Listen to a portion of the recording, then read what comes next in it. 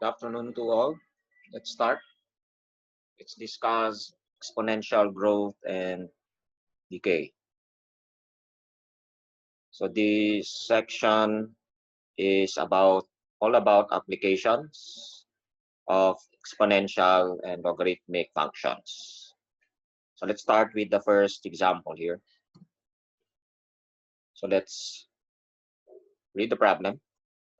Suppose that f of t is equal to c e raised to 0.035 t is the number of bacteria present in a certain culture in t minutes, where c is a constant.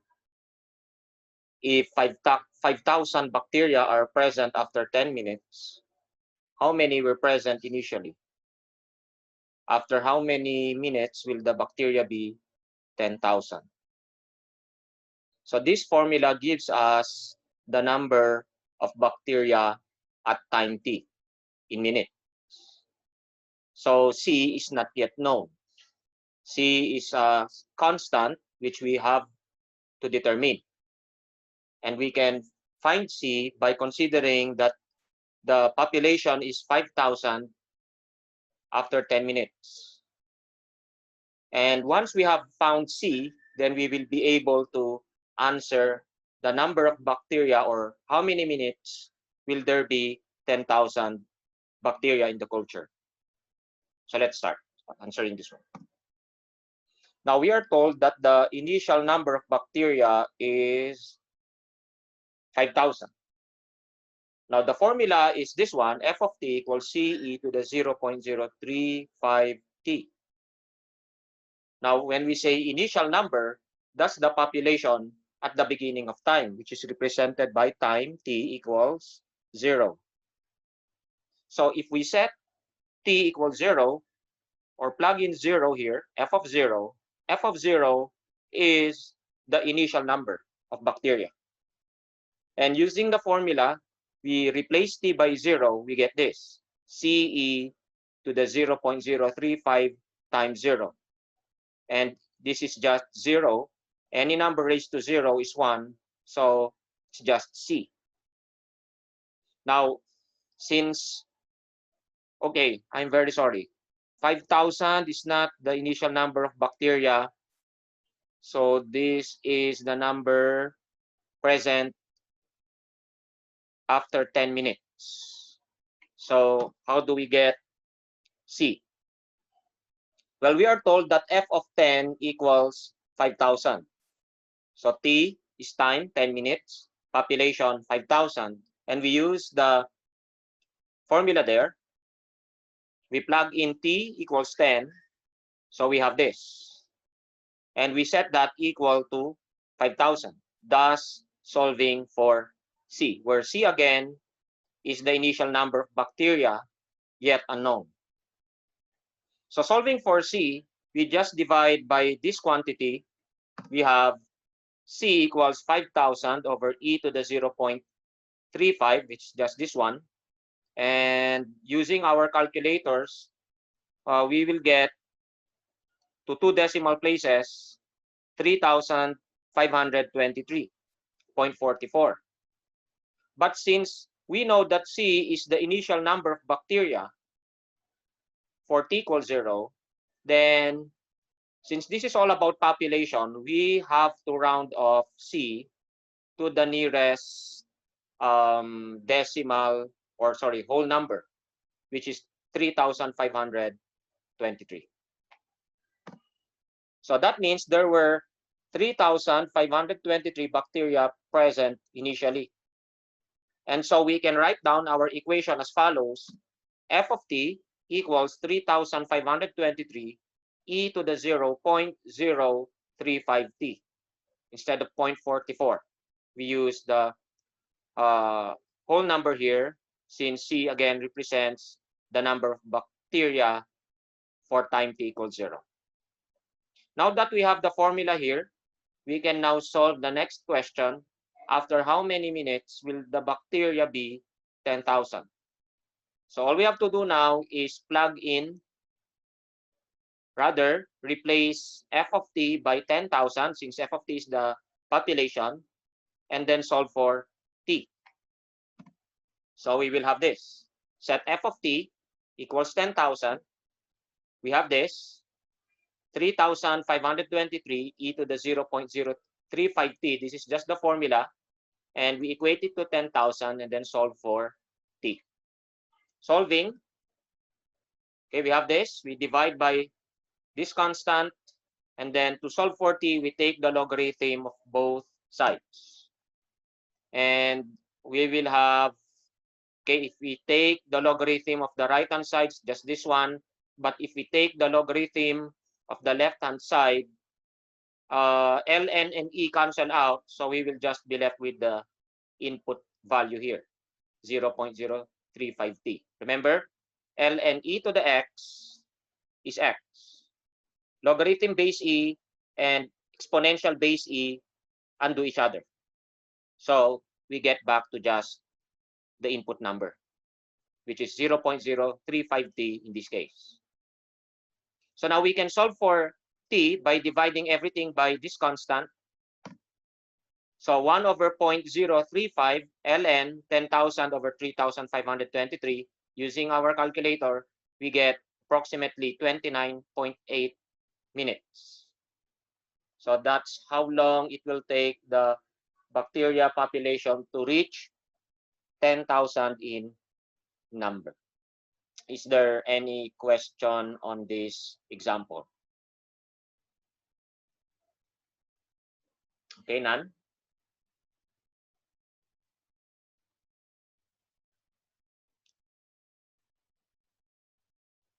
It has to be rounded down always when you're dealing with population. Since how do we explain this? There's the next bacteria, the additional bacteria has not been formed yet, right?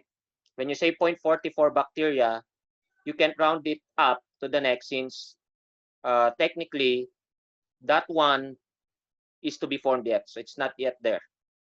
So it's always round down actually. Even if it's 0.9, you still have to round down to the previous whole number. Okay?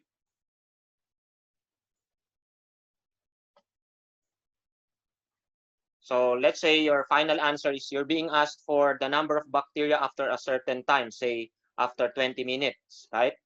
Then you plug in here. Let's go back to that. Oops, happened here. So let's say I ask you, how many bacteria will there be after 20 minutes? So all you have to do is use this formula, plug in 2040, and use your calculator. And say you got something like, say 7,000.9. And since you're being asked for population, there's no 7,000.9 bacteria. And your answer should just be 7,000. Why? Since 0.9 of a bacteria is technically not a bacteria, right? I mean, it's not formed yet. So you just have to round down to 7,000 instead of 7,001. But anyway, I'm not that strict. Anyway, if you round up, I will consider it. Whether even if you use that point something, it's okay. I will consider those answers. Okay, one more example and that's it for today. So tomorrow I will just be giving exercises. Of course, you will not be attending that since it's for the other sections, but I will just be uploading those videos for you to study. Okay, so just 2 examples. And then when we go back, I don't want to have sessions next week because your mindset is, I know, not in school, but rather for vacation. Okay, so I don't want to spoil your vacation. I want you to just enjoy your Christmas season and your New Year. So no classes next week, although we can still have until December 23 synchronous sessions. But next year, I believe January 8th, Friday, will be the schedule for your last quiz, second quiz. So before that, we will have synchronous sessions. I will be reviewing you on the several topics, although I believe also that the input I've given are enough for you to prepare. But of course, perhaps the more the better. So more exercises on especially exponential and logarithmic functions, as well as graphing polynomial and rational functions. And of course, there are other topics we need to review on, like what they call this, composition of functions, piecewise functions, and others. So last for today, let's read.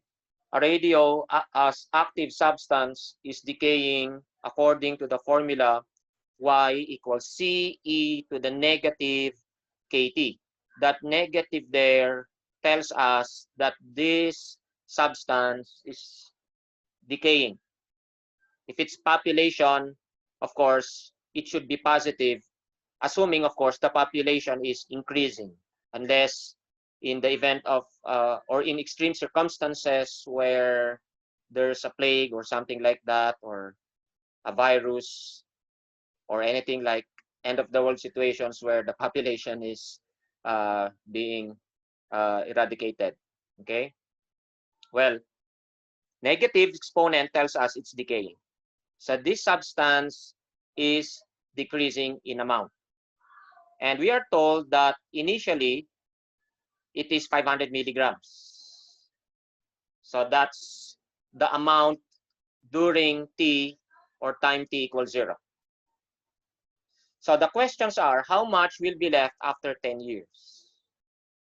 How long next will it take for half the substance to decay, which is the what we call a half-life of the substance? So let's answer. Now, a while ago, in the previous example, we have seen that given a formula like this, if you plug in t equals 0, this will become 1. So that C will always represent the initial amount. Okay? Just note that. C, in an exponential formula for population or for substance decay, that constant there beside the natural base or the natural exponential function always is the initial amount or the initial population. And we already given that the initial amount is 500. So we can just directly replace C by 500 there in the formula. Okay? So this one, wait, why is that? I think this should not decay. So this is, change this, sorry for the typo error. This should be negative 0.002t. Actually, there are exercises where you have to solve for k, but we will not do that now. So if k is negative 0.002t, well, still negative, so it will be decaying. So we replace C, which is the initial amount, by the given initial amount there. So we have this formula, 500e to the negative 0.02t. So first item there, how much will be left after 10 years? Well, this should be easy since we already have the formula. All we have to do is evaluate it for t equals 10.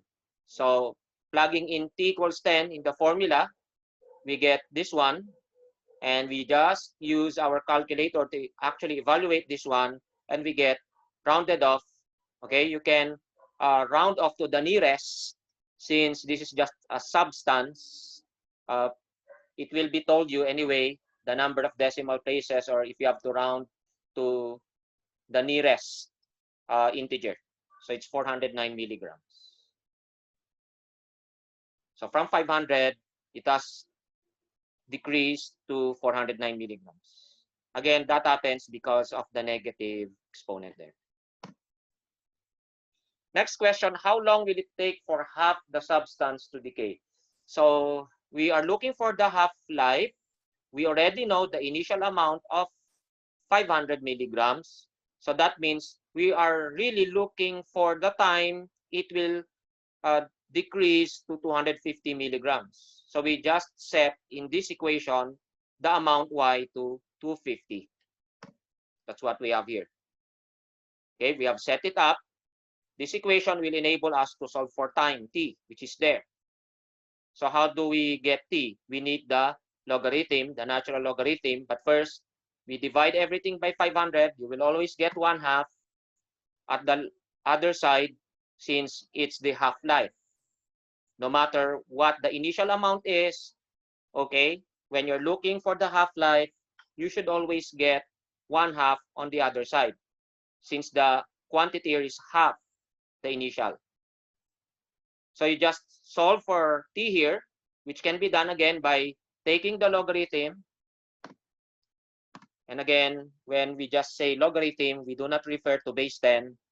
We refer to the natural base, or sometimes we just say ln. So taking the logarithm of both sides, so we get ln left-hand side, ln right-hand side. And again, this is the property of inverse functions where they undo each other. So this is base e, exponential. This is also base e, logarithmic. So that means you get back to the input, which is negative 0.02t. So we have ln 0.5 equals negative 0.02t. We divide by negative 0.02. We get the following: 34.7 years for half the substance to decay. And this is what scientists usually do to determine the age of a substance like carbon-14, where they look for the half-life, and using the half-life, they will know, okay, the age of, let's say, a certain fossil by determining the amount of carbon-14 left. Because I forgot the value, but they already know the half-life of carbon-14. So that means if you know how much is left, then you will be able to know the time using a formula like this, okay, where this one actually gives us the, is related to the half-life of carbon-14. So is there any question? So I have finished everything you need to study on. So if you have time during the break, I encourage you to study from time to time, even just say 15 minutes a day, if you can, 30 minutes a day, one at a time until you are able to study everything. Okay, you don't have to force yourself one day to study them all. Okay.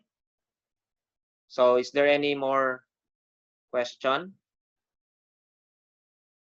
For the number, your question here, how many decimal points ang required sa tests or activities? Usually 2 or 1, but it will be indicated in the questions. Okay. All right, that's it for today.